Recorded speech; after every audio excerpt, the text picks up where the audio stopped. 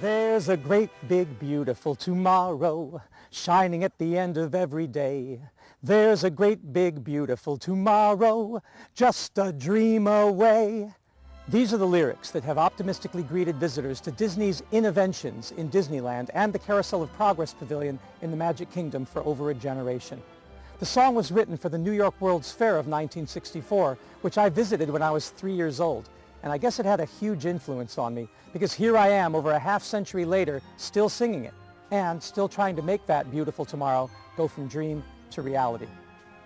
Walt Disney moved his operations from California to Florida to try and create his living example of that dream, a flesh and blood and brick and mortar example of systems thinking he called the experimental prototype community of tomorrow, which, though diminished after his untimely death to a mere theme park, still holds the seed of promise that millions of visitors will be inspired to continue striving toward the reality of a Tomorrowland that we will wake up to, that will finally realize the promise and the progress our application of the few nexus thinking we are learning can theoretically guarantee.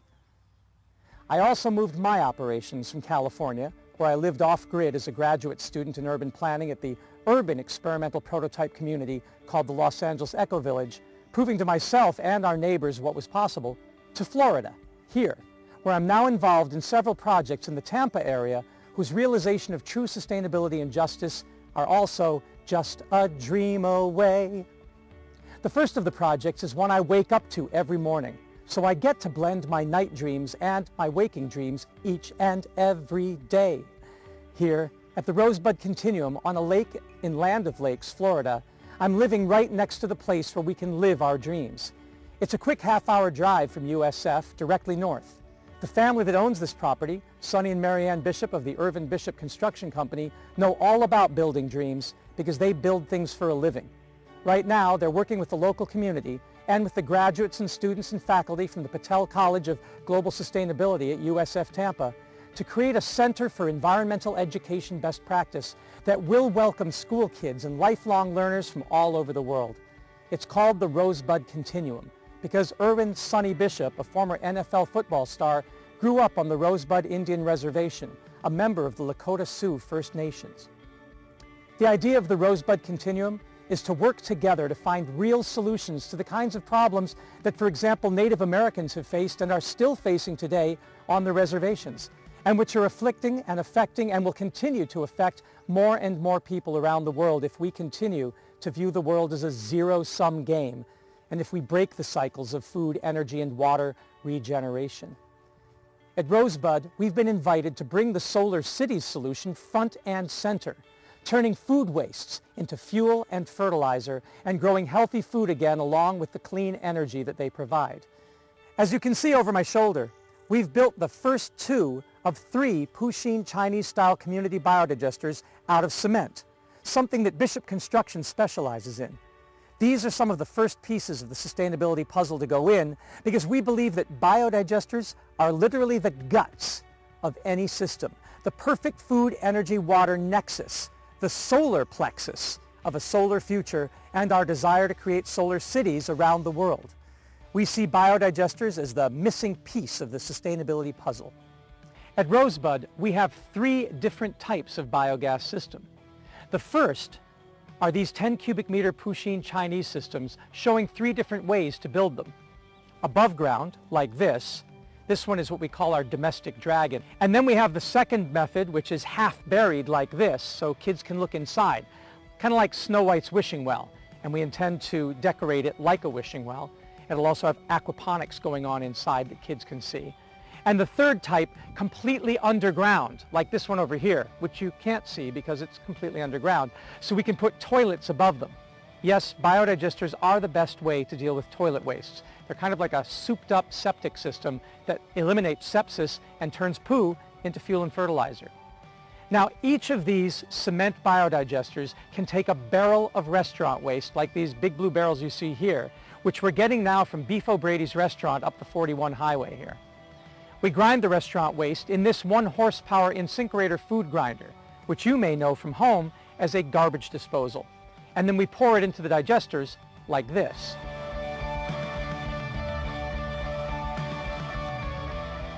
We get enough gas to run a generator, and We will use the liquid fertilizer to grow our vertical aeroponic tower gardens, these here and many more like them, without soil.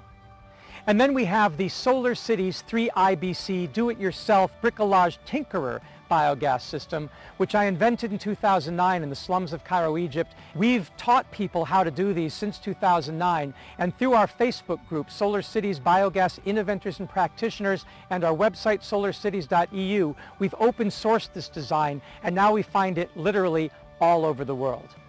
And then there is the home biogas system from a commercial company in Israel.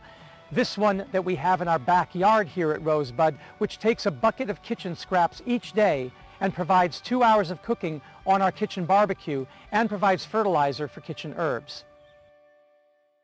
So basically, as you can see, biodigesters can be built out of almost anything and run on any scale. Once the biodigesters are in place and we have a complete solution for treating our organic wastes, the rest of the sustainability puzzle pieces fall into place naturally. Students come here and get first-hand, hands-on experience with living sustainably. So as you can see, the Rosebud Continuum is a bold step toward the future, setting an example for health and harmony that we hope will continue out into the community and the nation and abroad with the motto, "Please do try this at home." The second of our stops on the journey to Tomorrowland today is to the Sustainable Living Center of Tampa Bay Harvest on Sly Avenue, across from the Lowry Park Zoo, where Executive Director Will Carey and an army of volunteers have created an oasis of plenty on just 1 acre next to the Salvation Army that demonstrates how sustainability can help us find salvation. The location is completely powered by the sun, captures and harvests its rainwater, and demonstrates a plethora of permaculture techniques, from raised beds and agroforestry with moringa and papaya trees to various forms of hydroponics and vertical farming techniques. Perhaps its most impressive feature is the aquaponics greenhouse, where tilapia are raised. One of the great things about the Sustainable Living Center is how it embraces people from every walk of life and explicitly has a veterans garden where our brothers and sisters suffering from PTSD can come and continue to serve while healing planet and self, something we also intend to do at the Rosebud Continuum, because Brian Bishop from Bishop Construction Company, who owns the property, is himself a veteran from our Iraq wars.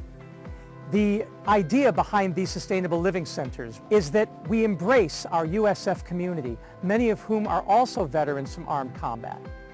USF Patel students in the Few Nexus course built the Solar Cities IBC tank-based biodigesters for the sites as an example of our hands-on community partnership.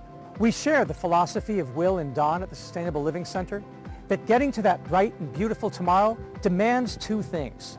1, that we build as much as we can out of recycled and repurposed materials, not just to keep costs down and save on materials, but to instill in future generations that MacGyver spirit of bricolage, of tinkering, of do-it-yourself creativity that makes problem solving accessible for all, building a better world of the people, by the people, for the people.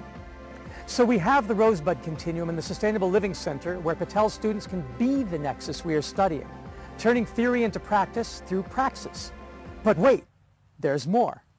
Just down the road from USF on Florida and East 127th Street, only 3.6 miles from the college, is the Faith Lutheran Evangelical Church Community Garden, run by Reverend Dr. Russell L. Meyer. Patel College graduate student and staff member Eric Weaver is on the green team helping to lead this effort.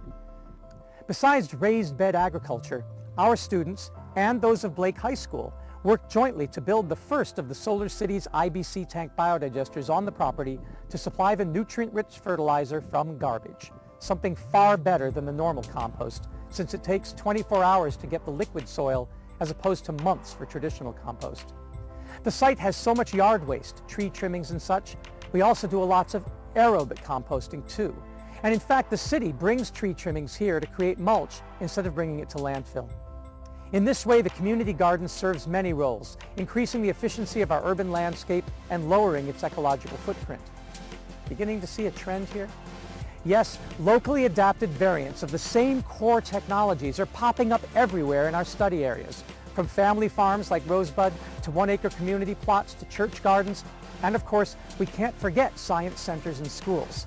As part of our outreach at Patel, Rosebud, and Solar Cities, we're also working with the Museum of Science and Industry, MOSI, right across the street from the Patel Center, where our students can mosey on down and study science.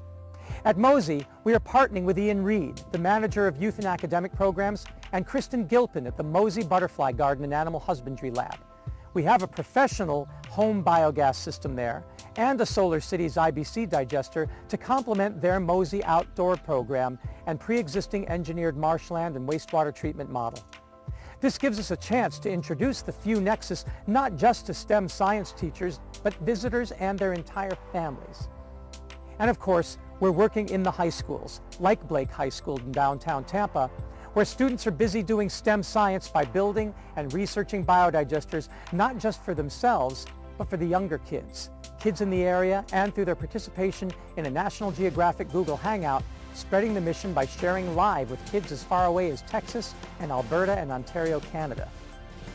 Since we're working on global solutions, we use the power of the internet and social media to make sure our open source ideas and technologies for making the world better know no borders. We're even putting our Nexus technologies into practice down in St. Petersburg, where USF has our Marine Lab, working with students who are residents of St. Petersburg Urban Eco Village and with the Traveling Sustainability Circus, whose performers stay there. In fact, we plan to put one of the commercial home biogas systems on their performing caravan boat called the Amara Z that teaches environmental sustainability in ports all over the world. And that's the point of our hands-on Nexus class. From north to south, from east to west, we're working here in Tampa to provide opportunities to put Nexus thinking into practice and create nodes for best practice solutions to come together and form a rhizomal network of systems that can be integrated at local and regional scales. From there, we take advantage of social connectivity via Facebook and YouTube and our websites and other social media to connect these hubs to places even further away and around the world that can act as points of light in the growing constellation, as an ever-evolving latticework of self-reinforcing sinews to make that strong Nexus muscle that can move the world. We started doing similar work during the Thanksgiving holiday at the Sacred Stone campsite at Standing Rock and Lake Traverse Indian Reservation in South Dakota, installing solar panels for the medical clinic tent and composting toilets for the school at Sacred Stone and waste-to-energy projects at the Rosebud campsite. Yes, the Rosebud continuum here in Land of Lakes, Florida, is intimately connected to the movement for sustainability and justice in the Lakota Sioux Nation that Sonny Bishop was born in. This is how we use our multiple connections and synergies to create the social nexus that will sustain us. At the Tribal Council in Lake Traverse, we built an indoors Solar Cities IBC biodigester to demonstrate how well they work as domestic dragons indoors. And then we installed a commercial home biogas system indoors too, in the basement of the home of the son of Chief Arva Looking Horse, a Dakota Sioux elder who is working hard to stop oil pipelines from polluting the First Nations and helping to get Native Americans off of the curse of the black snake of oil. Standing Rock stands as the most potent symbol of Few Nexus thinking in the U.S. today. It is a place where Native American tribes and U.S. military veterans and allies from all over the globe have created a voluntary off-grid refugee camp in a forbidding environment to allow the water protectors to make their stand against the oil companies and their hired mercenaries. Nexus thinking and systems integration is vital to the survival of this movement, and it is turning into a field test site for the best techniques and technologies to help get us all to a brighter tomorrow. And finally, we and our students also are involved in the Solar Cities project with the Clinton Global Initiative that's operating in and around the refugee camps in Jordan, where tens of thousands of families fleeing the wars in Syria and Iraq are confronting and suffering from inadequate solutions to the food, energy, water, and waste crises created by poverty and temporary tent cities. We're working with the permaculture training farm of Muhammad Atiyah in Shuna district, a few miles from the Jordan River, where John the Baptist baptized Jesus, within sight of the Dead Sea, right across from the Allenby Bridge to Israel. Students from the Arava Institute of Environmental Studies, which is a partner with USF for study abroad, are working there too. And we're working on an experimental farm with the Bedouin community of Al-Mafraq, next to the Zatari refugee camp, one of the largest refugee camps in the world, on a project set up by Patel student Angela Farhan Al-Fayez, who's from a Bedouin tribe and has worked for years with the Hashemite Fund for Al-Badia and the Zatari refugees, and is connecting projects here at USF with the great need there in her homeland. And this is just the beginning. There are many, many other places and projects, many other points of light, many other nodes, many other case studies to study, many other nexus thinkers to meet. These are just a few of the ones that we are involved in the Patel College.